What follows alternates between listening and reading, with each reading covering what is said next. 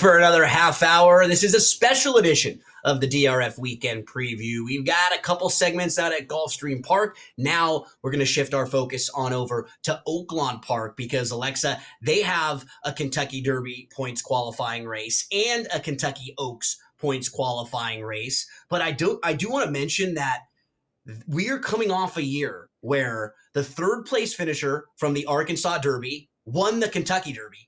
And then the winner of the Fantasy, which is the stakes race for the fillies, that was Torpedo Anna, and she won the Kentucky Oaks. So you always want to find out, she won right? Yeah. So you always want to kind of find out, like, okay, how relevant are these races for horses using this race and then going into the Kentucky Derby? When was the last time we had a horse, use the Arkansas Derby as a stepping stone to win the Derby?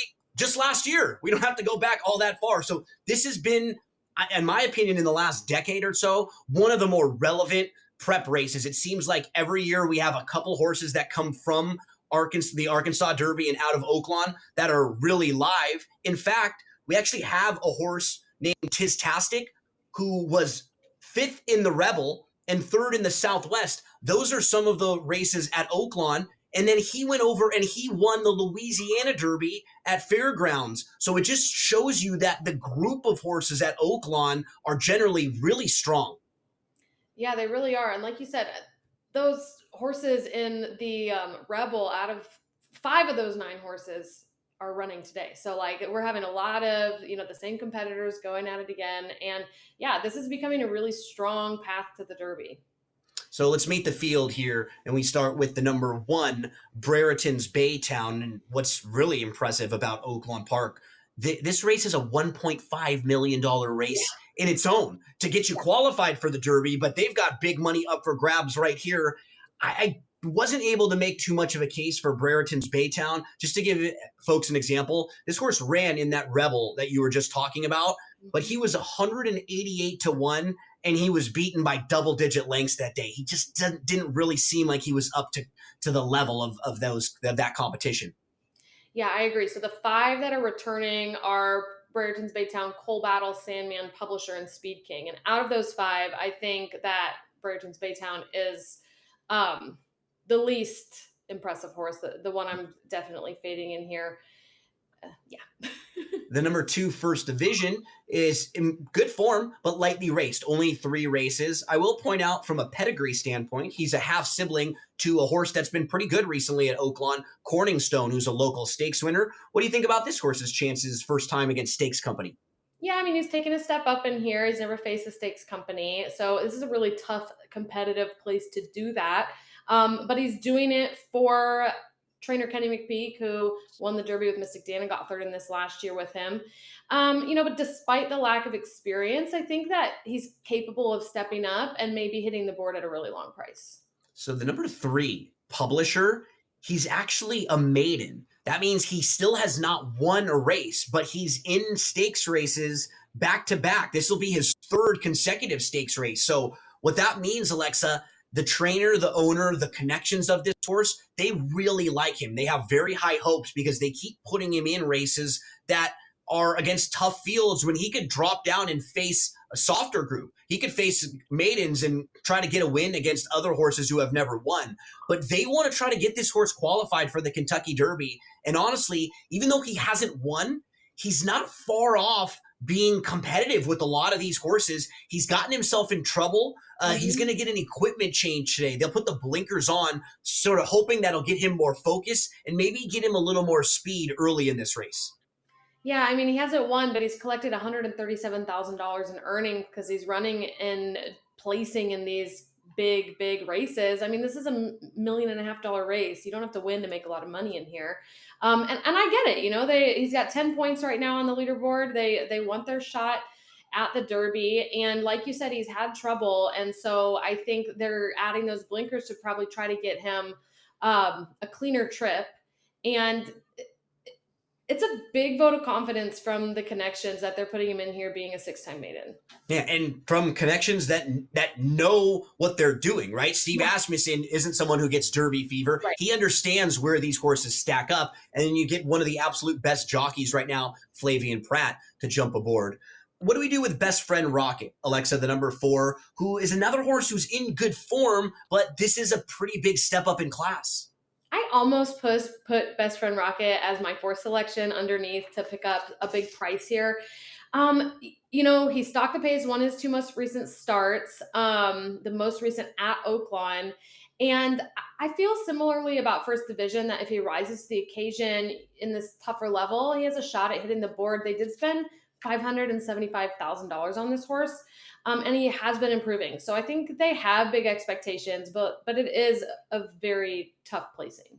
I feel very similar to how you do about both the 2 and the 4. They're Yeah, both honest horses. They haven't done a whole lot wrong, right. but they're going to need to step up, in this. And maybe they can. Maybe they can step up here because they're still young and lightly raced. The number 5, Speed King, he actually won a pretty big race back in January. He won the Grade 3 Southwest. He was able to pick up some Kentucky Derby points there. In his most recent start in the Rebel, he got kind of hooked pretty wide going into the first turn. And then it seemed like he kind of got farther back than I think he would have wanted. I'm willing to kind of make an excuse for that race and give him a shot right back to run well. Do you think he can bounce back with a better effort here? Yeah, I definitely am not going to judge him off of the Rebel. Like the Southwest, he did kind of get loose on the lead, which is always an advantage for, a speedster. But again, I think, he's had 2 bullet works come into this race. He drew a nice post position. He'll have some speed competition from the outside, but I think if he gets a nice lead, he could win. And I think the morning line of 15-1 on here is like super generous and crazy. So speaking as someone I'm including in my bets. Completely agree with you too. I think he could sit a very nice trip, be forwardly placed again. I'm going to Yeah. give him a shot to bounce back. When we're talking about running styles of horses, Alexa, Speed King is fast, and then Sandman, he's on the opposite end of the spectrum. He's a little slow out of the gate, but he always comes running. He's going to come and launch a really big late rally, and if they get more distance, as they get more distance, he's one that shouldn't have any problem going a little bit farther. And this race is a little bit farther than they were going. I feel like he's going to be right around the wire again, closing. I think so too. I really like Sandman. I think that Southwest performance is super impressive Yep. after he pretty much went to his knees in the break. And you were like, oh my God, is the horse okay? And then he comes back and closes like a monster to get second. So I kind of hear people talking about Sandman a little bit like they did with Sierra Leone, where, oh, the horse finds trouble, he's his own enemy. But I think that's just due to the running style as a closer, where you just encounter more issues when you're coming from behind. Yep. And I mean, look, Sierra Leone came back and won the Breeders' Cup Classic. I think Sandman is definitely a horse to include. Yeah, I think he will come rolling late. Monet's Magic, I had a harder time building a case for. He was in the Southwest. He was well defeated by Speed King and Sandman. Can you build a case for this one? Nope, I'm passing on Monet's Magic. I like the next horse, the 8 Coal Battle. So the last 2 in this field, the 8 Coal Battle and then the 9 Cornucopian, they are so different, just opposite ends of the spectrum when you think about like the connections of these horses, the trainer, the owner. Yeah. Coal Battle is a rags to riches type horse. In horse racing, they did not spend a whole lot of money on him. He's a horse who shouldn't even be this good. Alexa, yeah. He has a trainer who isn't a big name trainer, a small barn. Like the fact that he's here is incredibly impressive. And then to the outside, you have a horse, Cornucopian, who's beautifully bred. They purchased for 1.1 million. One of the biggest ownership groups in all of racing owns this horse. So you have the 2 horses to the outside, and they couldn't be more polar opposites from the types of horses they are, the breeding, the pedigree, the connections, everything. I mean, you've got like the small, and then the big. Yeah. It's a good rivalry. I like Coal Battle. I'm actually using him as my top selection. He hasn't done anything wrong. He's already beaten half of this field. He has incredible heart. He's never lost on the dirt. He's my top pick. You get better odds on him than you do on Cornucopian. And for Cornucopian, I mean, I just don't understand the path he took, because they shipped him back to California and now back. So for me, it's Coal Battle, Sandman, Speed King, and Cornucopian.